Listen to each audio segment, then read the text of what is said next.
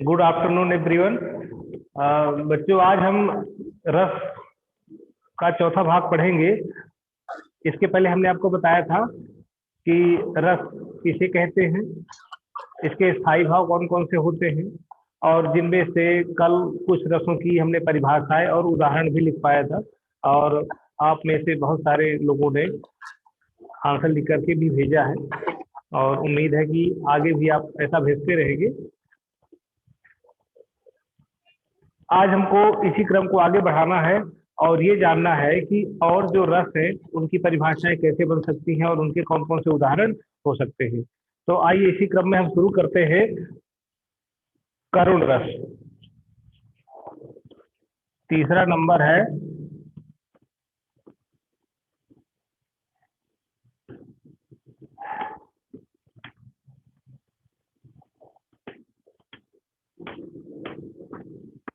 करुण रस, इसकी परिभाषा हम लिखते हैं, जहां शोक नामक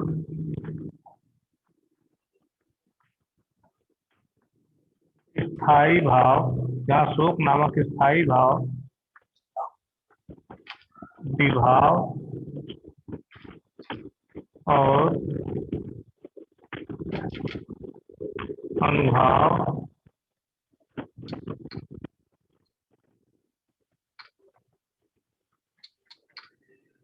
जहाँ शोक नामक स्थायी भाव विभाव अनुभाव। अब एक चीज और इसमें ऐड कर सकते हैं हम, विभाव अनुभाव और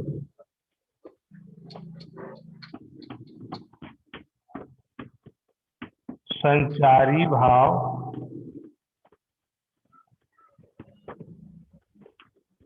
से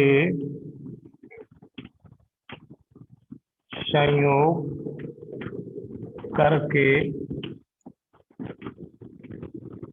रस दशा को प्राप्त होता है, वहाँ करुण रस होता है।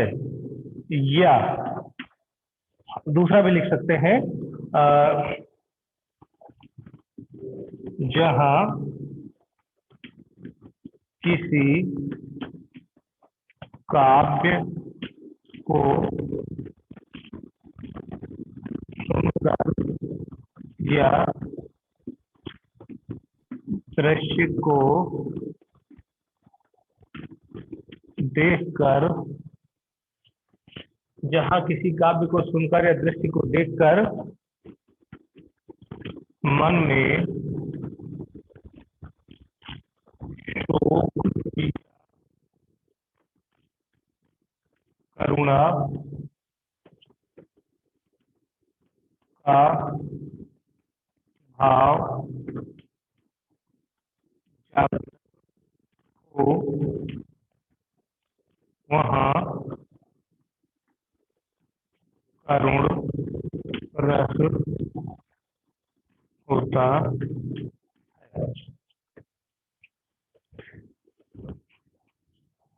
चलिए तो मैं पढ़ के सुनाता हूँ। करुण रस की जो परिभाषा है, जहाँ शोक नामक स्थायी भाव विभाव अनुभाव और संचारी भाव से संयोग करके रस दशा को प्राप्त करता है, वहां करुण रस होता है। कौन सा स्थायी भाव? शोक नामक स्थायी भाव। और कौन सा रस उत्पन्न होता है उसमें? करुण रस उत्पन्न होता है। या फिर इसकी परिभाषा हम दूसरी दे सकते हैं, जहां किसी काव्य को सुनकर या किसी दृश्य को देखकर मन में शोक या करुणा का भाव जागृत हो, वहां करुण रस होता है। तो ये हो गई आपकी करुण रस की परिभाषा।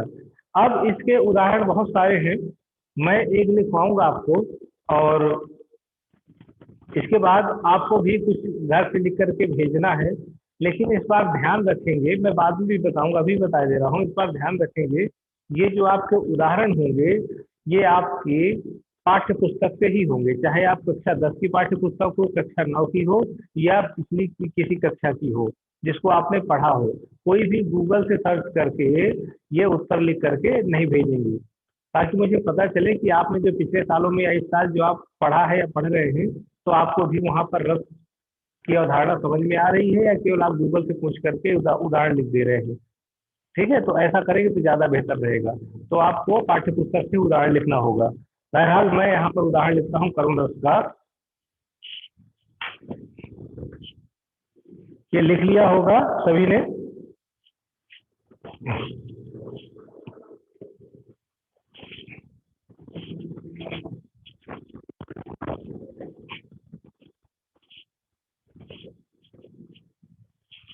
तो इसका उदाहरण है कि आपने पढ़ा है,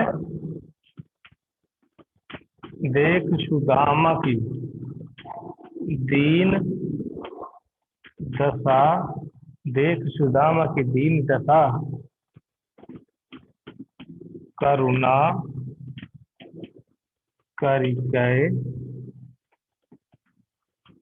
करुणा निधि रोए।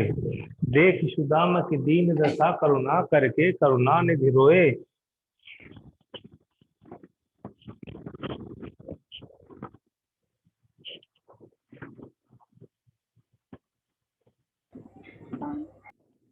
पानी परात को हाथ छुयो नहीं, पानी परात को हाथ छुए नहीं, नैनन के जल से पग धोए, नैनन के जल से पग धोए। देख सुदामा की दीन दशा, करुणा करके करुणा निधि रोए, पानी परात को हाथ छुओ नहीं, नैनन के जल से पग धोए।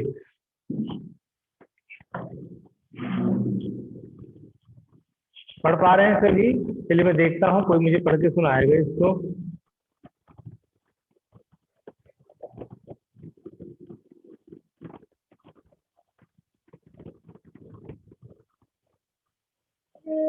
क्या सुनाना? प्रणव श्रीवास्तव, आवाज आ रही है बेटा मेरी? Yes sir. प्रणव क्या लिखा हुआ पढ़ सकते हो उसमें?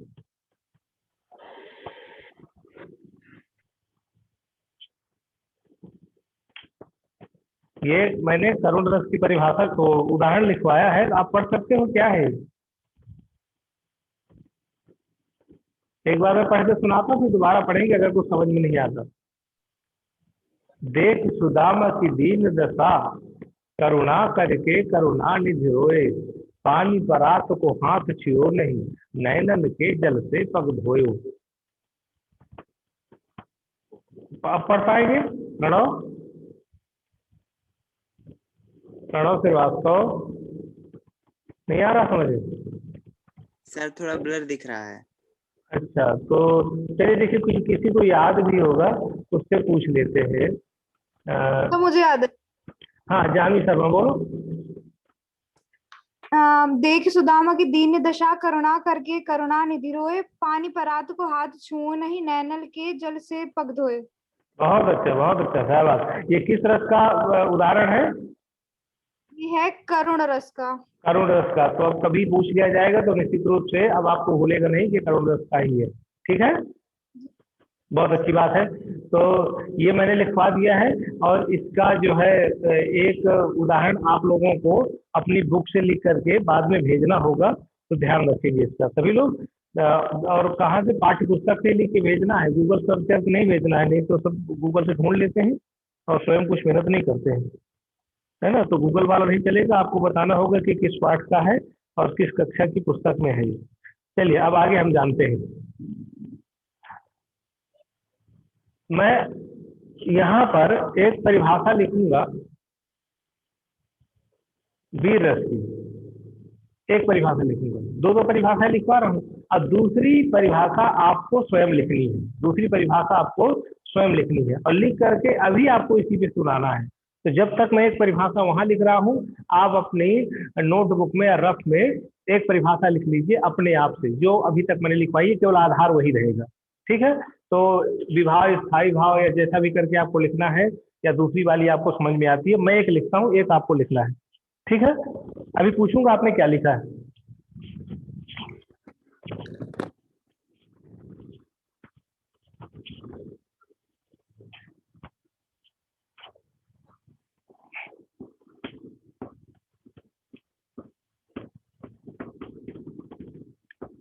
जहाँ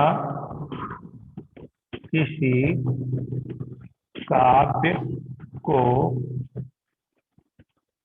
सुनकर मन में, यहाँ किसी काव्य को सुनकर, और अगला वाला पोर्शन, या किसी दृश्य को देखकर मन में उत्साह की भावना उत्पन्न हो, वहाँ वीर रस होगा। ठीक है, तब तक मैं इसका उदाहरण भी लिखता हूँ। उदाहरण है,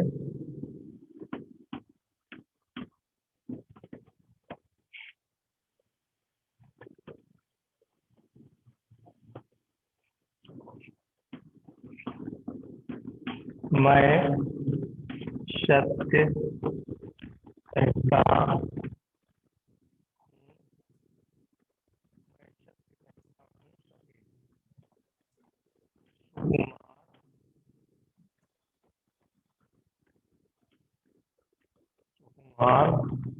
मत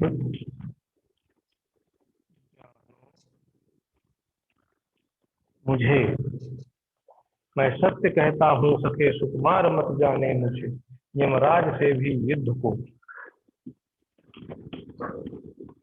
यमराज से भी को प्रस्तुत सदा मानो मुझे।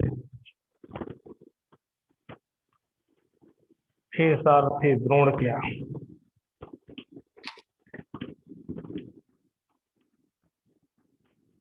हे सारथी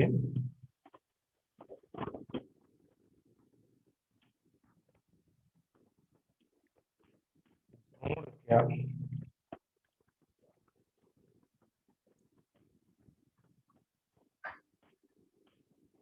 आवे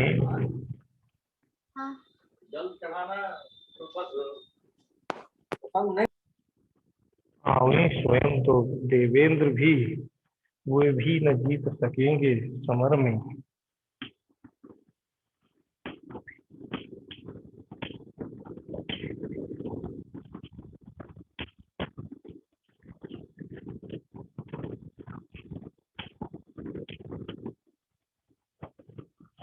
वो भी न जीत सकेंगे समर में, आज क्या मुझसे कभी।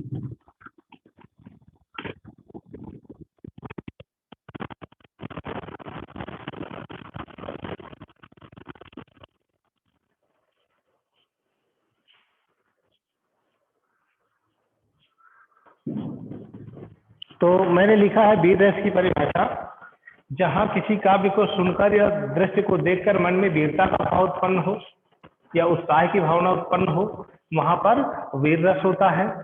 और जो मैंने उदाहरण लिखवाया है वो ये है, मैं सत्य कहता हूँ सखे, मैं सत्य कहता हूँ सखे, मैं सत्य कहता हूँ सखे, सुकुमार मत जानो मुझे, यमराज से भी युद्ध को प्रस्तुत सदा मानो मुझे। हे सारथे द्रोण क्या, आवे स्वयं देवेंद्र भी, हे सारथे द्रोण क्या, आवे स्वयं देवेंद्र भी, वे भी न जीत सकेंगे, वे भी न जीत सकेंगे समर में आज क्या मुझसे कभी। तो इसमें एक वीर जो है वीरता की भावना के साथ ललकार रहा है, युद्ध भूमि में जाने को तत्पर है और अपने मित्र से कहता है, सारथी से कहता है कि तुम डरो मत, मुझे कोमल राजकुमार मत समझो, द्रोण क्या अगर इंद्र भी आ जाएंगे तो मुझसे पराजित हो जाएगी। अभिमन्यु के मन की बात है, आपने अगर महाभारत पढ़ी हो तो ये अभिमन्यु के मन की बातें हैं। एक छोटा सा राजकुमार है, वो भी द्रोण क्या, यमराज क्या, यहाँ तक कि इंद्र को भी पराजित करने की मन में भावना रखता है। तो ये किस तरह की भावना होगी, वीरता की भावना। अभी लिखने से पहले मैंने आपको कहा था कि आप इसकी वीर रस की एक परिभाषा बनाइएगा, जो अभी तक हम बनाते चले आ रहे हैं। तो क्या उसी ढांचे में आप बना पाए हैं? चलिए पूछता हूँ किसी से। महक गुप्ता, आवाज सुन पा रही हो मेरी? Yes sir. अच्छा, आपने कुछ लिखा है? Yes sir. हाँ सुनाइए। जहाँ किसी कविता को सुनकर या फिर किसी चीज को देखकर जब हमारे मन में उत्साह की भावना स्थायी रूप से जागृत होती है तो वहाँ वीर रस होता है। बहुत सुंदर, बहुत सुंदर, क्या बात है, बहुत अच्छा। चलिए देखते हैं और किसी ने कुछ लिखा है। स्नेहा मिश्रा, कुछ लिखा आपने? Yes sir. हाँ सुनाइए। जिस प्रसंग अथवा काव्य में वीरता युक्त भाव प्रकट हो, जिसके माध्यम से उत्साह का प्रदर्शन किया गया हो, वो वीर रस होता है। बहुत अच्छा, वेरी गुड, क्या बात। चलिए और देखते हैं कौन सुना सकता है, किसने लिखा है। आयुष अग्रवाल, क्या लिखा है बेटा? आयुष अग्रवाल बोलना ही नहीं चाहता, चलिए कोई बात नहीं है। प्रगति द्विवेदी, क्या लिखा है? प्रगति द्विवेदी, मेरी आवाज सुन पा रही हो?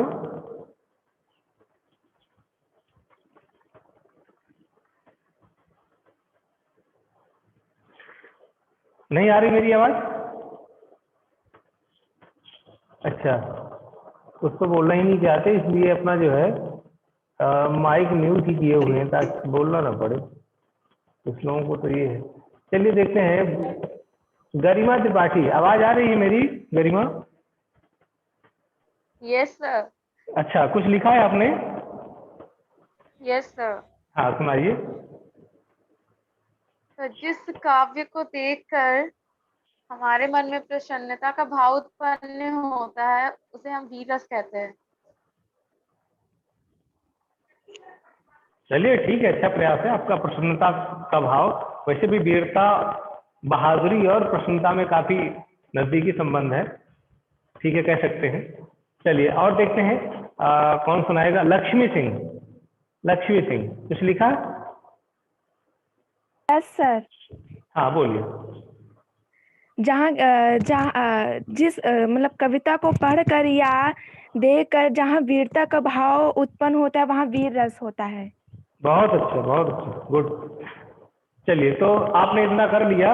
अब जो परिभाषाएं हम लिखवाने वाले हैं, तो मैं सोचता हूँ ये एक आपको एक ढांचा बता दिया है, एक सांचा बता दिया परिभाषाओं का। तो ये सारी परिभाषाएं आप लिख सकते हैं, ठीक है। तो आप लोग अब अगली परिभाषा लिखिए अपने आप से। मैं सारी परिभाषाएं आपको लिखवाने वाला नहीं हूँ, क्योंकि परिभाषाओं का मैंने ढांचा बता दिया है और वहां पर चीजों को आप रख देंगे तो अपने आप परिभाषाएं बन जाती हैं। जैसे कि अभी मैं एक परिभाषा लिखूंगा और अंतिम परिभाषा होगी, बाकी परिभाषाएं आप अपने आप से लिखेंगे। मैं एक बार समझा दूंगा अच्छी तरह से, ठीक है। तो मैं रौद्र रस की परिभाषा यहाँ पर लिख रहा हूँ और उसको ठीक से समझ लीजिएगा, बाकी परिभाषाएं आप अपने आप से लिखेंगे। तो सारी परिभाषा मैं लिखूंगा आपको।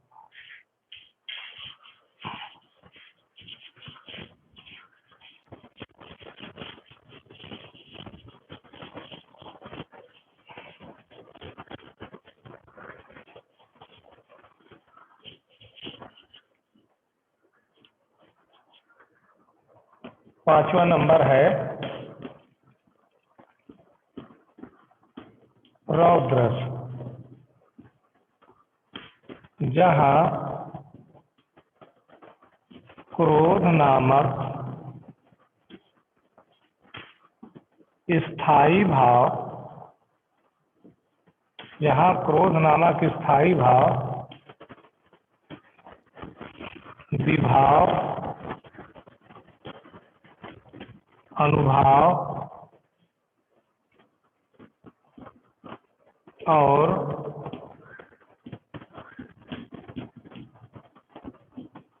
संचारी भाव से संयोग करके रस दशा को प्राप्त करता है,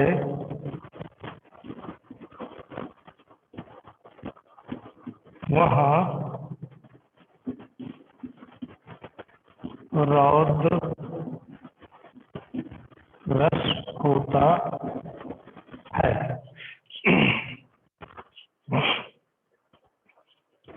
अब देखिए, ध्यान से देखिए, वहां जाने पर मेरी आवाज चली जाती होगी। यहाँ पर ये मैंने अंडरलाइन कर दिया क्रोध, और ये दूसरा रौद्र।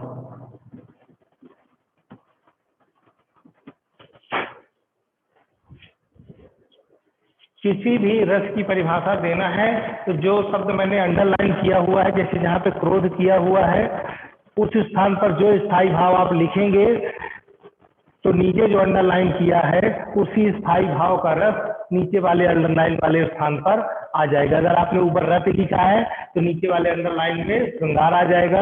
अगर ऊपर वाले में आपने भय लिखा है तो नीचे भयानक आ जाएगा।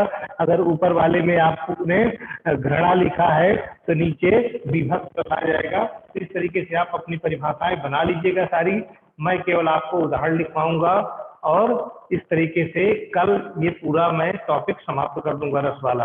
अभी मैं आपको अगला उदाहरण लिखवाऊंगा रौद्र रस का, तो सभी लोग उसका उदाहरण नोट कर लेंगे।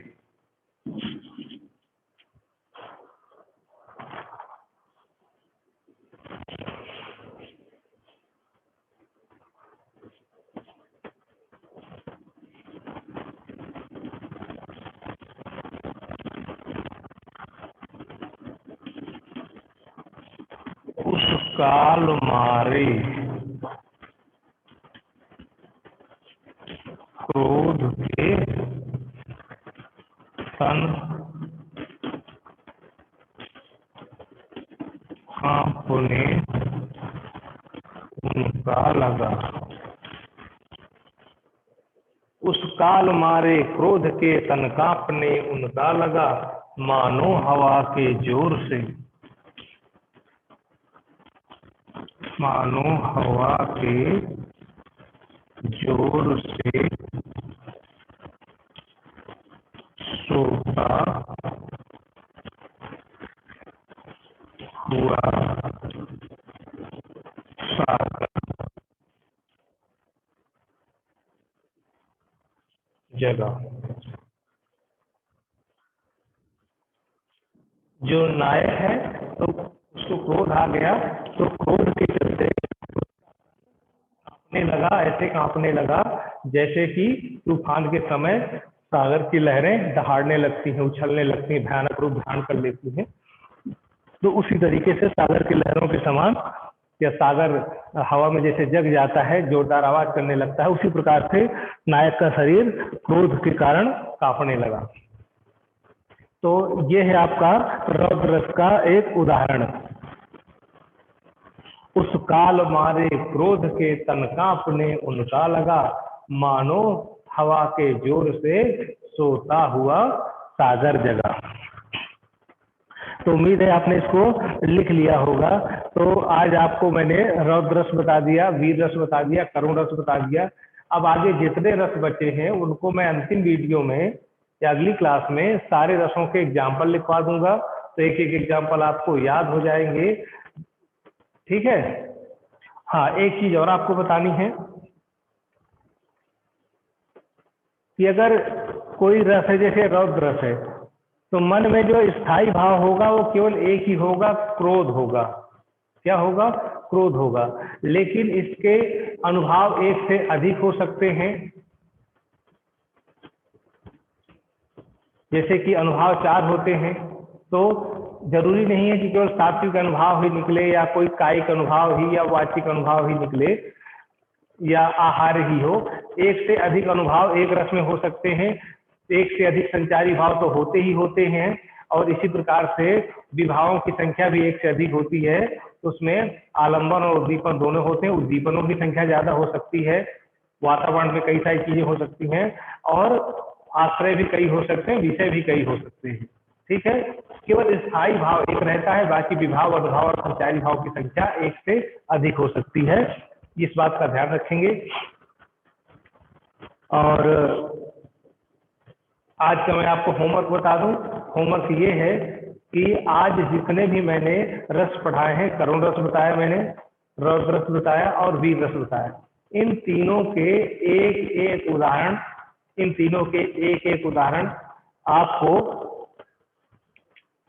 लिखना है। कहाँ से लिखना है? कक्षा 9 की, कक्षा 10 की, जो भी आपके पास पाठ्य पुस्तकें हैं उनसे ही छांट करके लिखना है। ठीक है, मुझे पता है, उनका सिलेबस पता है, उनके लेसन पता है। अगर आपने कहीं बाहर से लिखा तो वो ठीक नहीं होगा, क्योंकि बहुत सारे बच्चे क्या करते हैं, गूगल से सर्च करते हैं, उठा कर रख देते हैं, उन्हें पता ही नहीं कि ऐसा ही नहीं। तो आप ऐसा ही करेंगे। और दूसरी बात, आप लोग जो भी रस बचे हुए हैं उनकी परिभाषा आप अपने नोटबुक में नोट कर लीजिए। उदाहरण के लिए जगह छोड़ लीजिएगा, उदाहरण मैं लिखवा दूंगा, वो आपको अगले शुक्रवार तक मैं करवा दूंगा, अगले शुक्रवार को जो मेरी क्लास होगी। ठीक है, चलिए। तो आज मैंने क्या क्या होमवर्क दिया, पूछ लें किसी से। सर, हाँ बोलिए। सर जो आपने क्लास 9th में अलंकार के वो लिखवाए थे उदाहरण, उनसे भी रस छांट के लिख सकते हैं? अगर आपको लगता है कि नहीं इसमें रस है तो बिल्कुल लिख सकते हैं। एक काव्य में अलंकार भी होते हैं, रस भी होते हैं, बिल्कुल संभव है। जैसे कि अभी मैंने ये लिखवाया, ये उदाहरण में आप जानते हैं कौन सा अलंकार है? उत्प्रेक्षा अलंकार है, मानो लगा हुआ है ना, तो उत्प्रेक्षा अलंकार का उदाहरण भी है, और ये जो है रौद्रस का भी उदाहरण है। Yes sir. ठीक है, चलिए देख लेते हैं। और श्रेया, यस सर। अच्छा बताओ क्या क्या होमवर्क दिया मैंने, एक बार रिपीट कर दो तो बाकी लोग भी सुन लेंगे। जो आज आपने पढ़ाया है, करुण रस, वीर रस और रौद्र रस का एक एक उदाहरण लिखना है, वो भी अपने नोटबुक से। गुड। क्लास 9, क्लास 10 जो भी अवेलेबल हो। जी जी। और मैंने और बताया है कि जो बाकी रस बचे हुए हैं आपके, भयानक रस, विभत्स रस, अद्भुत रस, शांत रस जो बचे हुए हैं, आपको उनकी परिभाषाएं भी लिखनी है। जो परिभाषाएं मैंने अभी तक बताई हैं उन्हीं को आधार बना करके लिखना है। और जब अगली क्लास लगेगी तो उस क्लास में मैंने आपके द्वारा लिखी गई परिभाषाओं को आपसे पढ़ने के लिए कहूंगा। ओके, चलिए ठीक है। तो अब आज की क्लास समाप्त करें। कुछ और पूछना है किसी को?